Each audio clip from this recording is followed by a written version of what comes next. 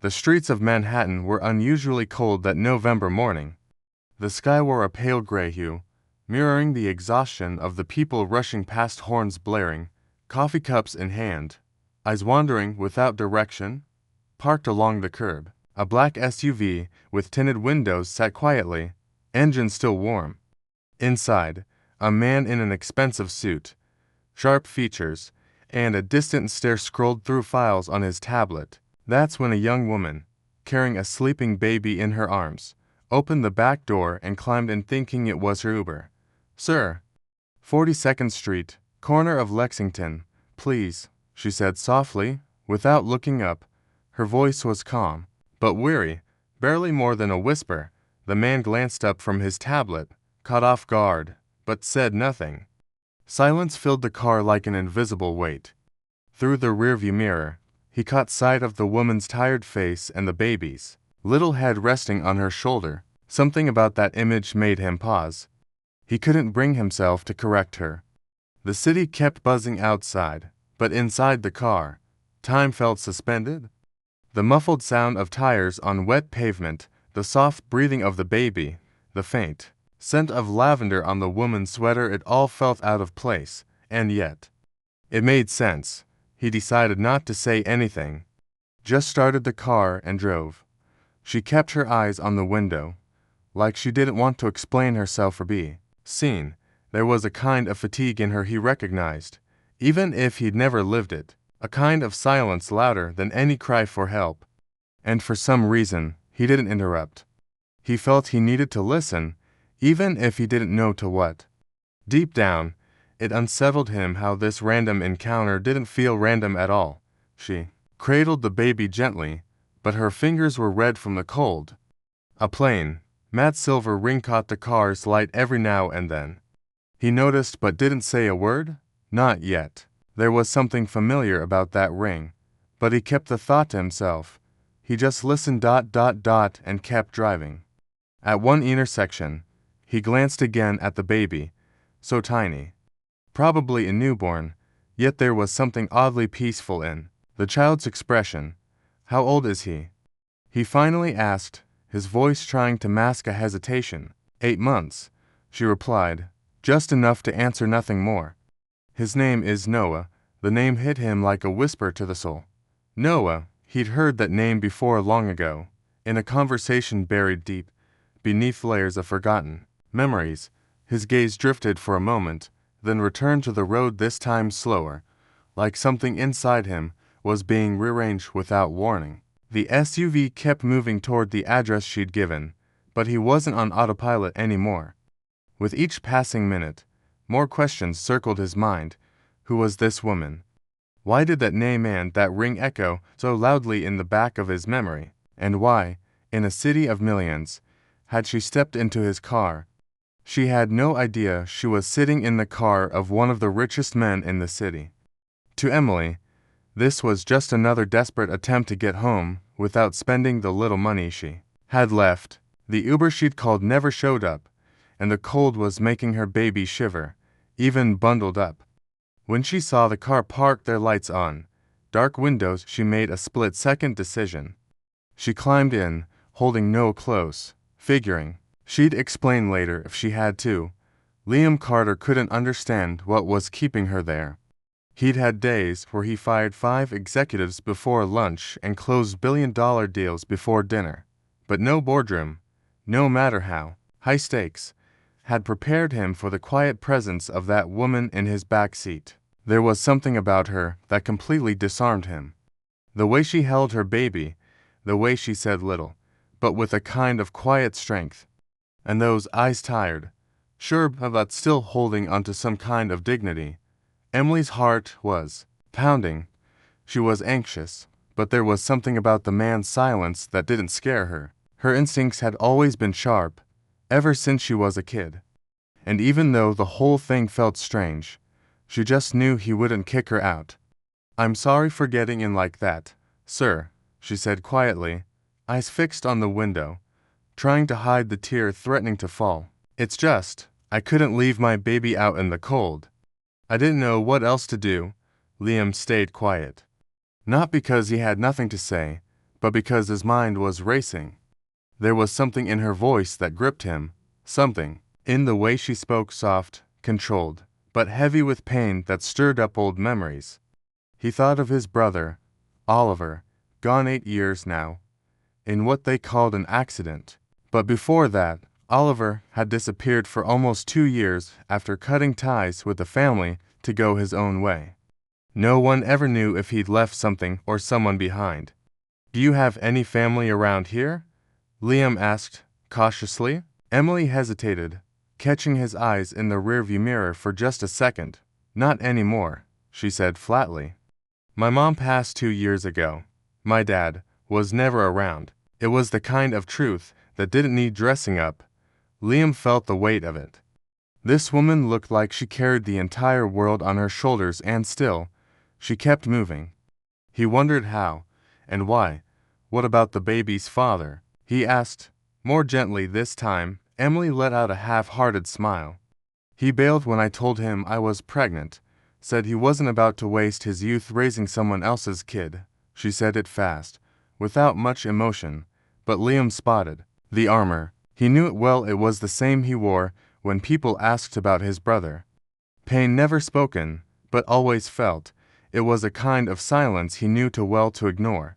As the city blurred past them, Liam found himself caught in a strange discomfort. He hadn't felt in years. He was used to solving problems with money.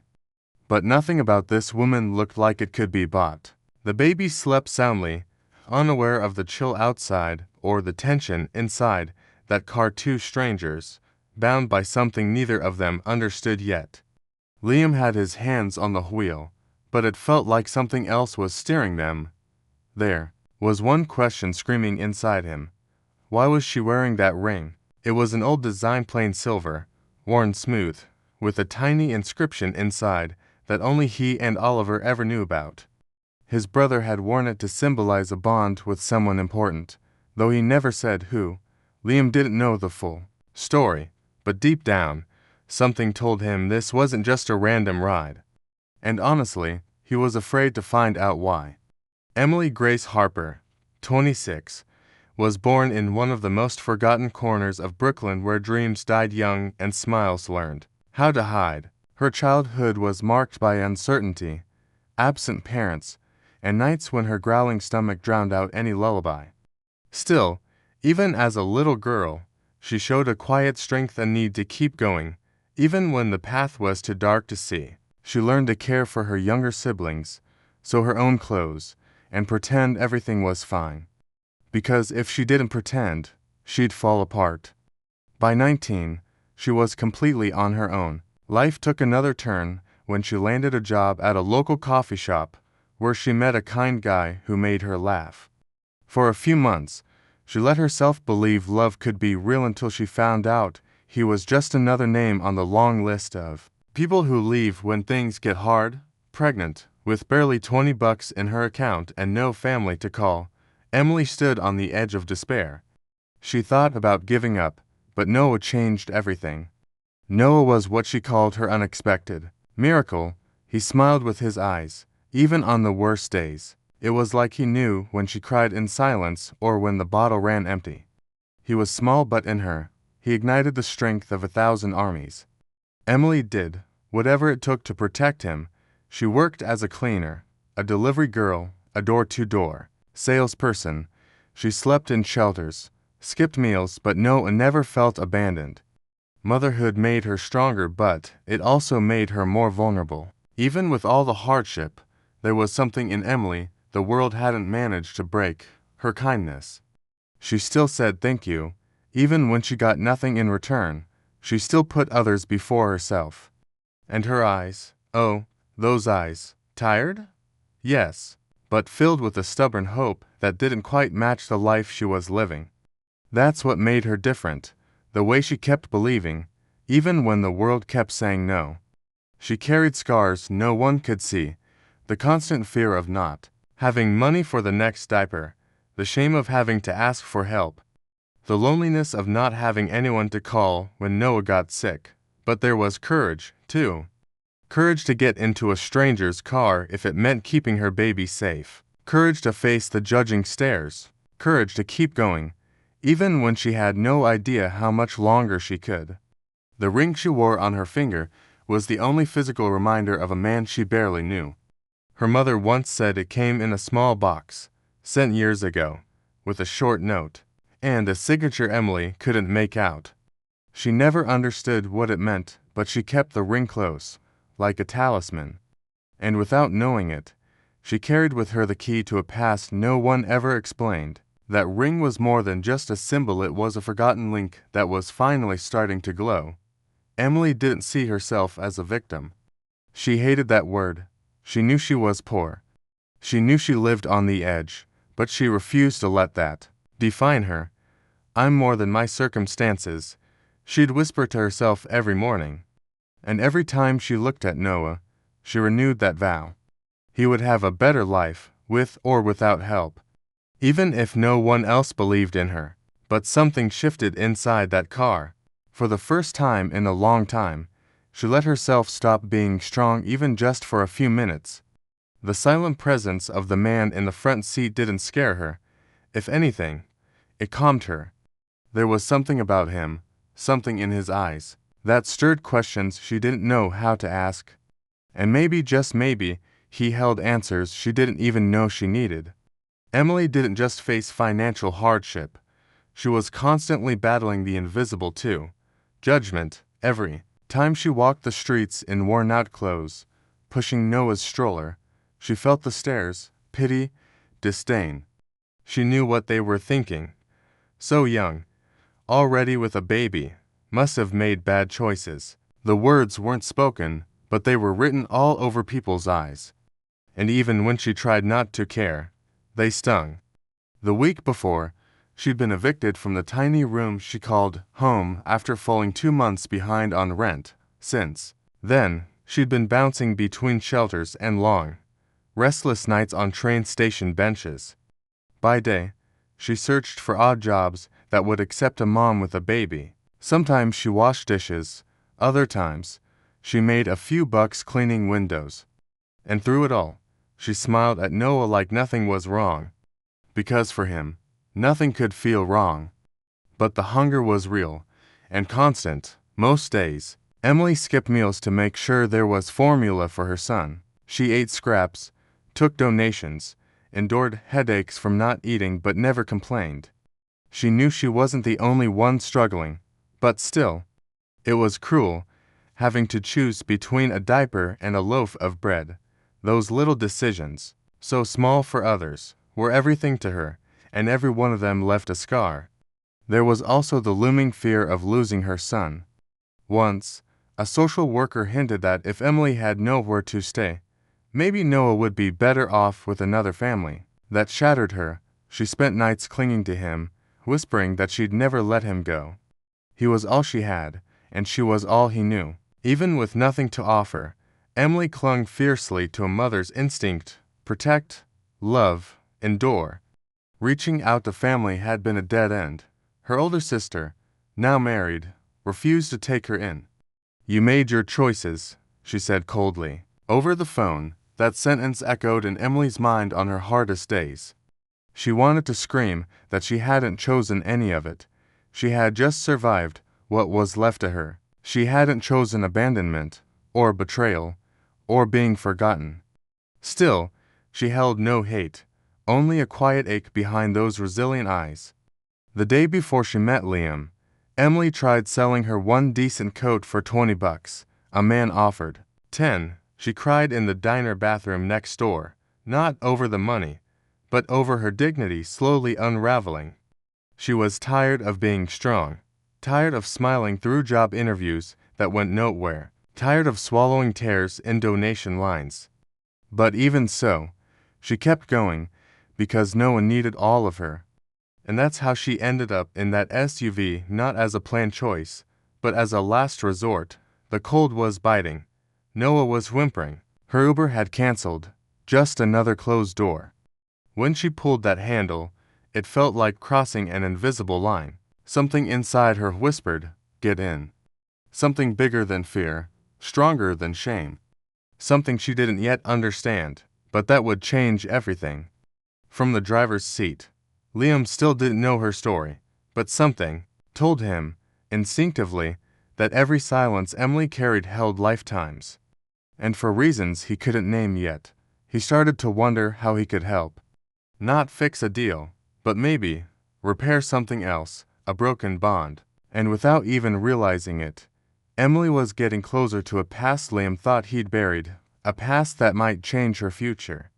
The morning after their meeting, Emily still didn't understand why he hadn't told her to leave. When they arrived at her destination, he simply stopped, glanced at her through the mirror, and said, "Take my card. If you ever need anything at all, call me." She took it hesitantly, reading the gold lettering, Liam Carter, Carter Global Investments, and tucked it into her coat pocket without saying much. The last time she trusted someone, she was left staring at a pregnancy test alone. For 2 days, she stared at that card like it was a trap. If I call, he'll laugh, he'll humiliate me, she thought. But then the hunger came back. Noah started coughing at night, and the shelter turned them away. No children allowed. That week, once again, she was back on sidewalks and benches. By the third sleepless night, with her baby burning up, she took a chance. Borrowing a stranger's phone, she dialed the number with trembling hands. Her heart pounded like something was about to shift. "Carter," he answered, sharp and direct. "It's me, Emily," she said, her voice cracking. There was a brief silence on the line. "Are you okay?" he asked, genuinely. "No," she whispered. "My baby's sick, and I don't know where to go." Another silence, deeper this time. Then his voice came back, steady. "Send me your location. I'm on my way." For the first time in months, she cried openly, and it wasn't just fear, it was relief. When Liam found them, they were sitting on a park bench. Emily was shaking. Noah was sleeping, but his breathing was heavy. Without a word, Liam took off his coat and wrapped it around both of them. "We're going to the hospital." Emily tried to protest, said she didn't have insurance, that she couldn't pay. But he didn't take no for an answer, he just helped her into the car. And in that simple, quiet insistence, her life started to change. At the hospital, he handled everything. The check-in, the tests, the medicine. Emily stood back, watching like she wasn't part of it. This man she barely knew was talking to doctors, holding her baby, managing forms. Like it all made sense, like he already knew her. When things finally settled, he sat beside her in the waiting room. "You don't have anyone, do you?" he asked softly. She looked at him and replied, "I have my son." This time, he didn't ask anything else. Over the next few days, Liam stayed close. He paid for a small hotel room and made sure they had food. Emily tried to read his intentions, but couldn't find anything dark. Still, she kept her guard up. She was grateful, but cautious. People don't just help like this without wanting something in return. But slowly, she started to notice. Liam seemed to be carrying a quiet pain of his own, something that also needed healing. It was during a coffee break in the hospital cafeteria that he said it. "You know, I lost my brother a few years ago. He was complicated, took off one day and never came back." Emily listened quietly. His name was Oliver. She stopped breathing for a moment. That name. It was the same one her mother used to whisper when talking about the man who'd sent the ring. She didn't say anything. She just looked at Liam, and for the first time, saw more than the expensive suit. She saw a man trying to piece himself back together. That night, Emily watched Noah sleep and felt something unfamiliar. Hope. It wasn't certainty. It wasn't peace. But it was a start. And for the first time, she wondered if maybe, just maybe, she could build a new story. Despite the pain, despite the falls, something in her was beginning to bloom, and something in him, too. And in the silence between them, a connection neither of them expected was beginning to take root. The time Emily and Liam spent together, though still brief, began to reveal unexpected layers. In the early days, She kept things formal, always said thank you, kept her distance, made it clear she didn't expect anything, but Liam, quiet and steady, never treated her like a burden. Quite the opposite. He asked if she'd slept well, if no one needed anything, if she wanted company on a walk to the market. Small gestures that, little by little, began to melt the wall between them. One quiet afternoon, while Noah was napping, Emily offered, "If you want, I can wash your shirts." "It's the least I can do." Liam gave a soft smile. "You don't owe me anything, Emily," but she insisted. She needed to give something back, to not feel like a charity case. He agreed. And there, among fabric, soap, and silence, they started to open up. Liam talked about his lonely childhood, about the pressure of running a company from a young age. Emily, in turn, shared her father's name, Oliver. Liam froze mid-roll, halfway through folding a sleeve. "Oliver Harper?" he asked, barely above a whisper. Emily nodded. "That's the name my mom always said. I never met him. He just sent me a ring once." Liam stood up, grabbed his phone, and opened an old photo. A young man, smiling, holding a small silver box. Emily's body went cold. It was the exact box she still kept the ring in. Time stopped. "Oh my God," he murmured, staring at her. "Emily, I think you're my niece." She didn't respond. She couldn't. The world had gone silent. It was like all the puzzle pieces had been quietly falling into place, and only now she could see the full picture. The ring, the name, the absence, everything. Her knees went weak. Liam stepped closer, gently. "This changes everything, but at the same time, it doesn't change who you are. It just reveals who you've always been." In the days that followed, Liam dug into memories he'd buried for years. Old letters, forgotten files, bits and pieces of Oliver's life. Every detail confirmed it. Emily was his daughter, his only niece. A blood tie lost in time's chaos, now found again, and too real to ignore. Emily, on her end, struggled to process it all. She had always dreamed of belonging somewhere. Now she had a last name, and a story. Their connection shifted. No longer charity.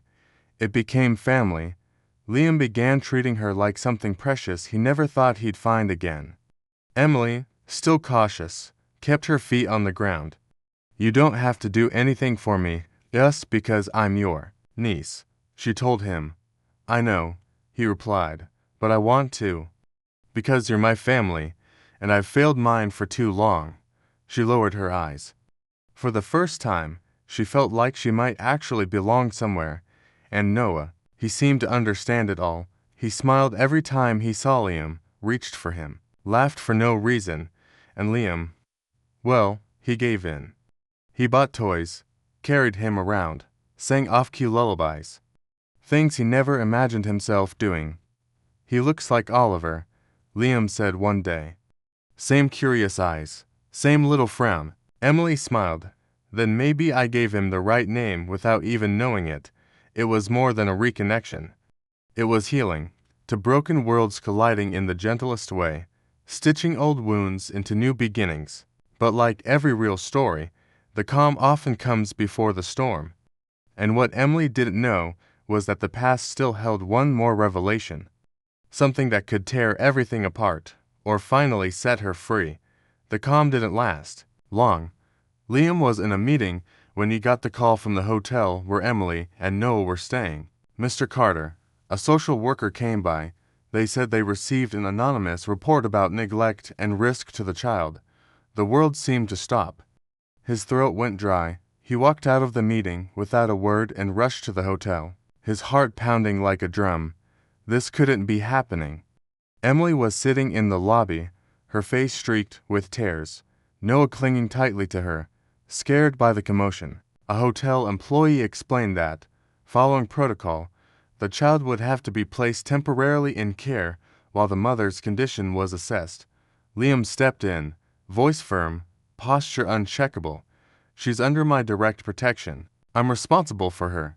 but the suspicious glances from the agents made it clear. The Carter name wouldn't be enough this time. Do you have legal proof of your relationship to her, sir? One of them asked. Liam hesitated. The word niece wasn't on any official document. And Emily, with no father listed on her birth certificate and a history of vulnerability, had no way to defend herself. It was the worst moment since they'd met. Liam saw the fear in her eyes, the panic in Noah's tiny face, and felt a deep, almost adolescent anger for not having acted sooner. He should have protected her, officially, legally, that night. Emily broke down. They're gonna take my son, Liam. They're going to take my baby. She sobbed, on her knees in the hotel room, barely able to breathe. He knelt beside her, holding her hands tightly. No one's taking him from you. I promise. But he knew a promise wasn't enough. He had to act. This wasn't just red tape. It was about proving she had a support system, a family, a foundation. And Liam finally understood what he had to do. The next day, he hired the best lawyers in the city, ordered DNA tests, rushed paperwork. He was ready to adopt Emily formally, if that's what it took to protect Noah. You're not alone anymore, Emily, he said with resolve. She looked at him, still unsure. But why? Why would you do all this for me? His answer was simple. Because I lost my brother, and I'm not losing you too. Even little Noah seemed to sense the weight of it all. He slept less, cried more, clung to his mother like he could feel the danger. Emily, meanwhile, swung between faith and panic. She even thought about running, taking Noah and disappearing. But when she looked at Liam, she saw a man who didn't treat her like a mistake. He treated her like part of his story.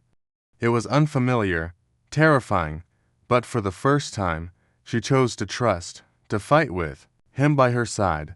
The days that followed were a whirlwind. Statements, interviews, DNA tests. Word quietly began to spread among Liam's employees. The young woman who had accidentally gotten into his car turned out to be his niece. Liam tried to contain it, but whispers grew. And with them came the critics, people looking to twist the story against him. The press didn't know yet, but they were close. Then came the letter. No return address, just a few words. You don't even know half her story. Inside was a copy of Emily's birth certificate. And under father, a signature, Oliver Carter. Liam read it again and again. The handwriting was familiar. But something about it didn't sit right. His stomach turned.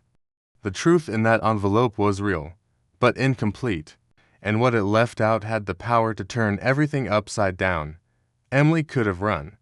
She could have let fear win, shut the door on Liam, disappeared into the shadows again. But she stayed. She chose to fight, for the first time, not just for Noah, but for herself. She started joining the meetings with the lawyers, studied her rights as a mother, learned how to speak up. You're stronger than you think, Liam told her one day. And little by little, she started to believe it. As the legal process moved forward, Liam encouraged her to return to school. He quietly enrolled her in a basic business course for small entrepreneurs. I don't want to hand you a future. I want you to build your own. At first, Emily hesitated. But when she joined her first online class, Noah asleep in her lap, she felt a flicker of pride she hadn't known in years. For the first time, she was investing in herself, not just surviving. On weekends, Liam took them to parks or bookstores. Outings that once felt like unreachable luxuries now became part of their rhythm.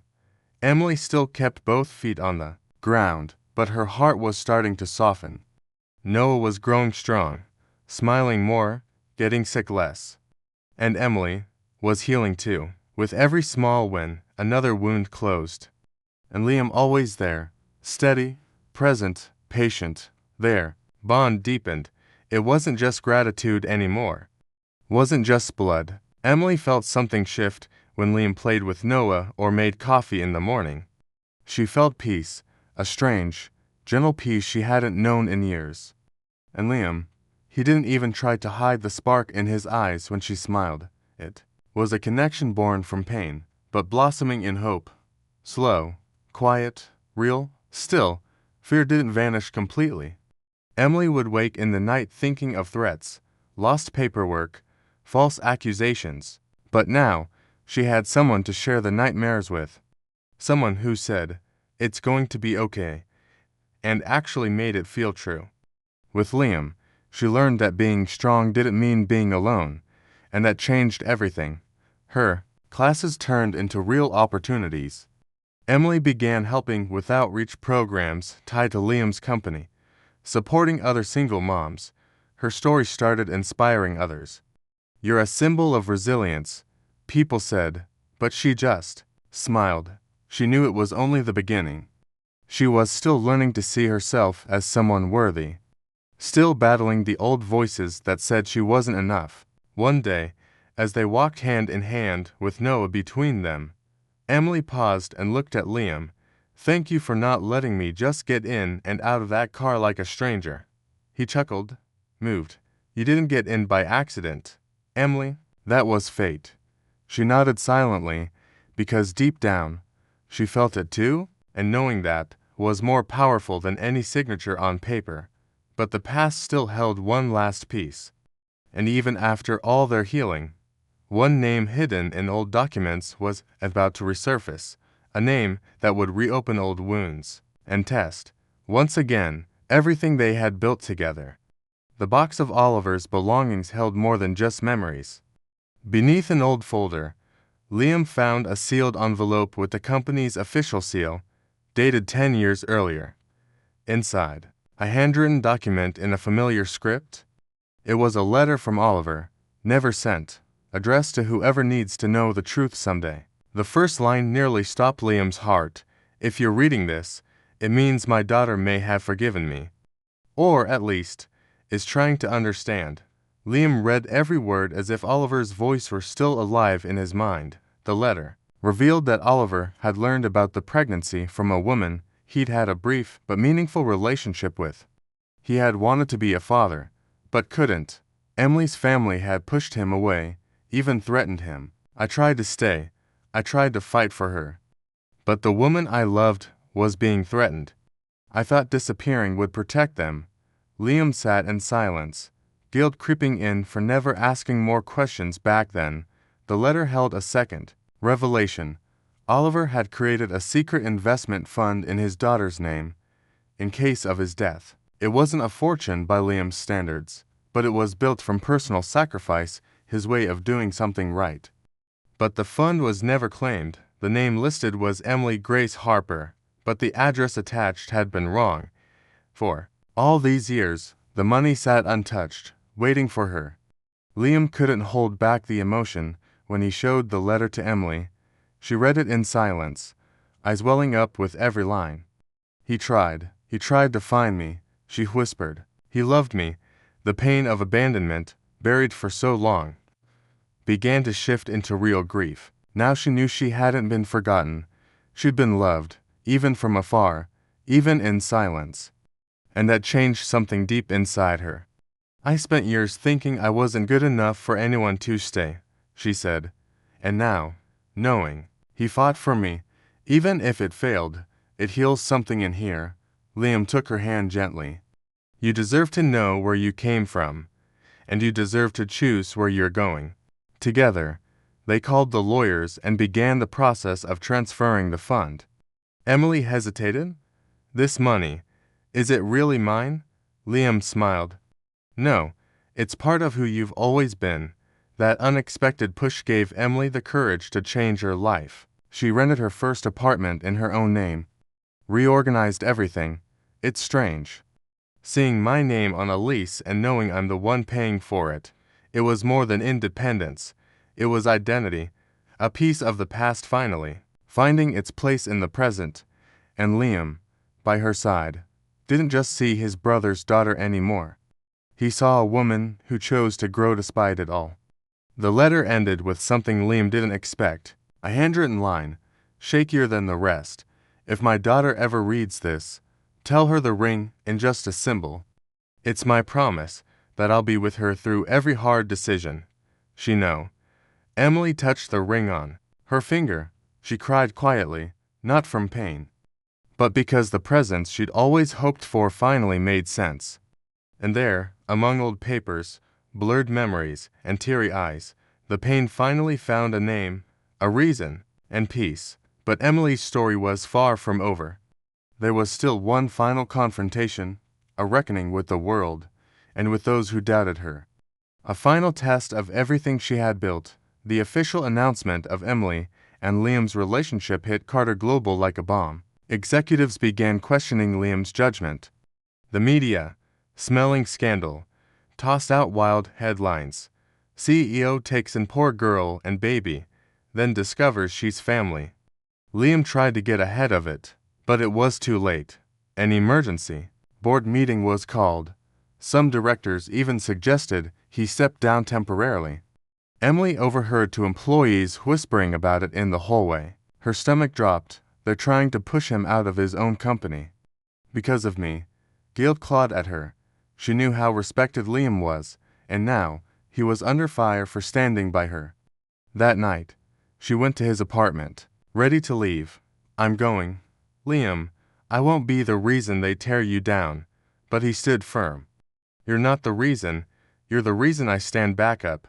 At the board meeting, Liam walked in with his head high. His statement was clear. If I'm being questioned for protecting my family and defending a child, then maybe this company needs to revisit its values. Emily is not a liability. She is part of my legacy. Some applauded, others stayed silent, but no one dared challenge him. Liam had exposed the hypocrisy behind false morality, and he won. Not by shouting, but by being undeniably real. Emily watched the live stream alone in her apartment, Noah in her arms. She cried not from fear, but from relief. For the first time, someone had stood up to the world for her. That healed more than money ever could. When Liam returned, she didn't say a word. She just hugged him tight. They were no longer strangers tied by blood. They were family rebuilt through choice, loyalty, and love. The crisis, in the end, solidified a new era. The company stood tall. Liam came out stronger, and Emily was publicly recognized as his rightful heir, not out of pity, but out of truth. Reporters still tried to dig up gossip, but she responded with calm and clarity. She never played the victim, and that made her even more respected, even by the skeptics. But the final confrontation wasn't with the world, it was within. One night, as Emily watched Noah sleep, she realized she wasn't afraid anymore. She wasn't waiting for the next disaster. For the first time, she felt whole. And with that peace, she wrote a letter to her late mother. I'm okay. I found my story, and I've become the woman you tried to raise me to be. Noah grew up surrounded by love, stability, and warmth. Liam had become something he never expected, a protector, a guardian, an uncle in the truest sense. He wasn't perfect, he knew that, but he was present. And for Emily, that meant more than anything. They learned to walk together, stumbling at times, sure, but always moving forward with one shared compass. Love born from scars. At the final Carter Global Board meeting of the year, Liam unveiled a new initiative, a social project for single mothers in crisis. He ended with a line that left the room silent. I was saved by a woman who got into my car not knowing who I was, and I knew, in that moment, she'd never leave my life. The room gave a standing ovation. Emily watched from afar, Noah on her lap, her heart finally at home. Emily was no longer the trembling girl who stepped into that SUV, clinging to a baby and a thread of hope. Now, she walked tall, looked people in the eye, and spoke with quiet strength. She had learned to trust herself. The voice that once shook now led meetings, organized outreach events, and inspired other women in similar shoes. She was still Emily, but she was also someone new. Someone who finally knew she belonged. The greatest symbol of that transformation was the launch of the Oliver Project, a foundation Emily created with Liam's support, dedicated to vulnerable mothers. It's a new beginning, she said at the opening. A place where no one gets left behind like my mom once was. Her words moved the crowd. Liam stood beside her, proud in silence. Exactly as Oliver would have done. Liam had changed, too. The once impenetrable man had learned to listen, to show up, to care. He stopped using power as armor, and started using it as a bridge. With Emily, he rediscovered the meaning of family, humility, and truth. Instead of chasing profits, he began investing in people. He realized the most meaningful legacy isn't written in contracts, it's written in the lives you help restore. Their bond had grown beyond blood. Liam began jokingly calling Emily his bonus daughter, but always with emotion in his eyes, and she called him uncle with affection, even when arguing over business plans. Noah, meanwhile, started calling him Daddy Uncle Liam, merging titles in the sweetest kind of confusion, and Liam never corrected him, he just smiled. But the greatest growth happened within. Emily learned to forgive life, the past, the father who vanished, the nights she almost gave up. She realized surviving was resistance, and turning pain into purpose was her gift. She began writing about her journey on a blog, which quickly gained thousands of followers. The world doesn't need perfect heroes. It needs real people who rise even when the ground disappears beneath them. She also learned not to hide behind gratitude, to recognize that she deserved the good in her life. She wasn't an outsider in a world of privilege anymore. She belonged by merit, by blood, by fate, and she had every right to take up space. I used to think I had to choose between being strong or being happy, she told a reporter one day. Now I know. I can be both. In her sessions with women supported by the foundation, Emily always told her story with raw honesty. It wasn't luck, it was courage, and you have it too. The mother saw in her what no book or seminar could teach, and that more than any degree was transformative. It was there, in those moments of shared struggle and quiet triumphs, that Emily truly came alive. But there was still one last page to turn, one final thread to tie. Because even after all this rebuilding, there was something she still needed. A real goodbye, a final moment with the past. Something she had to face before she could truly move forward. Emily sat alone that cloudy Sunday in front of the simple headstone that read Oliver Carter. It was the first time she'd returned there after everything. Her hands trembled not from the cold, but from the weight of the moment. Noah slept peacefully in the stroller beside her, as if he sensed the sacred silence. From her pocket, she pulled out her father's letter, the original one, the one never delivered while he was alive, and began reading it out loud. I loved you before I ever saw your face, and even from afar, you made me a better man. She paused, took a deep breath, then whispered, You failed, you ran, but I understand, and I forgive you. The tear that fell wasn't from pain, it was release. In that moment, Emily wasn't the girl who'd been left behind. She was the woman who had chosen not to carry the weight of a past that wasn't hers. Liam watched from a distance, giving her space. He didn't want to interrupt, but when he saw her smile through wet eyes, he understood. This was closure.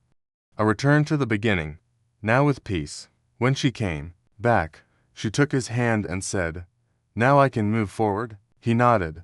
So can I. It was the end of one chapter and the beginning of another. Months later, Emily released a book, In the Wrong Car, Toward the Right Life. It became a bestseller, crossing borders and touching thousands of hearts. In the dedication, she wrote, To the man who left me a ring, and to the one who taught me to wear it with pride.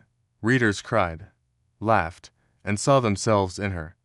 Because her story wasn't just hers, it belonged to anyone who's ever doubted their own worth. Noah grew up surrounded by love and bedtime stories, and in every tale, Emily included a character who believed, even when everything said not to. It was like planting invisible seeds of courage in her son's heart, and watching him grow up free from the burdens she once carried.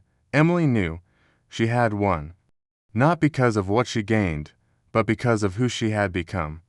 One ordinary afternoon, walking through the park, she saw a young mother asking a stranger for directions. For a second, the scene felt familiar. Emily smiled. She thought about stepping in to help, but didn't, because she knew, if that woman had the same fire in her eyes she once did, life would find a way to guide her.